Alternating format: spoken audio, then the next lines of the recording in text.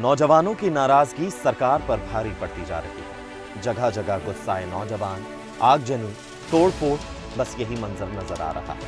सेना में भर्ती की योजना अग्निपथ के ऐलान के बाद लगातार 3 दिनों से विरोध की आग जल रही है। यूपी, बिहार, मध्य प्रदेश, राजस्थान समेत 7 राज्यों में प्रदर्शन हो रहे हैं। हरियाणा के रोहतक में सेना भर्ती की तैयारी कर रहे एक युवक ने सुसाइड तक कर लिया।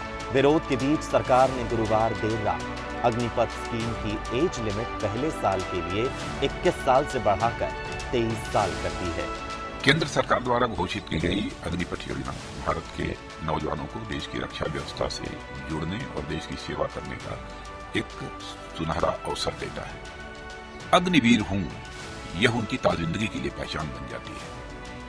पिछले 2 साल से सेना में भर्ती की प्रक्रिया न होने के कारण बहुत से नौजवानों को सेना में भर्ती होने का अवसर नहीं मिला। सच्चाई है। इसलिए युवाओं के भविष्य को ध्यान में रखते हुए और उनके प्रति संवेदनशीलता दिखाते हुए प्रधानमंत्री जी के अनुमोदन पर सरकार ने फैसला किया है कि अग्निवीरों की भर्ती की आयु सीमा को इस बार बढ़ाकर 21 से 23 वर्ष कर दिया जाए। यह वन टाइम रिलैक्सेशन दिया गया है। इससे बहुत सारे नौजवानों को अग्निवीर बनने की पात्रता स्वतः मिल जाएगी। और मैं यह भी कहना चाहता हूं कि भर्ती प्रक्रिया कुछ ही दिनों में प्रारंभ होने जा रही है। मैं सभी नौजवानों से अपील करता हूं कि सेना में भर्ती होने की वह तैयारी करें और इसका पूरा लाभ उठाएं। धन्यवाद। लेकिन सवाल सिर्फ एज लिमिट का नहीं है। यहाँ कई मुद्दों पर ये नौजवान सवाल उठा रहे हैं। नौजवानों का कहना है कि 4 साल की तैयारी के बाद 4 साल की नौकरी और फिर बेरोजगारी। कोरोना के नाम पर देश में भर्ती रैलियां नहीं हुई, लेकिन इस दौरान बंगाल, यूपी, पंजाब, उत्तराखंड, मणिपुर और गोवा जैसे राज्यों में बड़ी चुनावी रैलियां भी हुई और चुनाव भी। फिजिकल और मेडिकल के बावजूद कम से कम 10 रैलियों को अधूरा छोड़ दिया गया। अब कहा जा रहा है कि उन्हें रद्द कर दिया गया है। अग्निवीरों के बिल्ले, बैज और चिन्ह समेत रैंक भी अलग होगा। युवाओं को डर है कि इससे भेदभाव बढ़ेगा। नौजवानों को लगता है कि जिन 25% अग्निवीरों को आगे 15 साल के लिए चुना जाएगा, उसका भी कोई साफ पारदर्शी तरीका नहीं है। क्या आप जानते हैं कि जवान देने के मामले में बिहार नंबर 2 राज्य है। 15 मार्च 2021 को केंद्र सरकार ने राज्यसभा में बताया था कि तीनों सेनाओं में 13,40,000 से ज्यादा जवान, आर्मी में 11,21,000, एयरफोर्स में 1,45,000 और नेवी में 84,000 जवान और अफसर हैं। इनमें सबसे ज्यादा 2,18,000 से ज्यादा जवान यूपी से आते हैं। दूसरे नंबर पर बिहार है।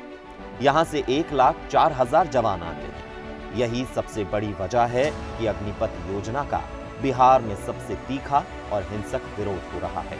साथ ही आपको बता दें कि इस साल अप्रैल में रक्षा मंत्री राजनाथ सिंह ने राज्यसभा में बताया था कि देश में हर साल आर्मी की औसतन 90 से 100 भर्ती रैलियां होती हैं। 2020-21 में 97 रैली हुई, लेकिन सिर्फ 47 हो पाई। वहीं 2021-22 में 87 रैलियां प्लान हुई और सिर्फ 4 ही हो पाई।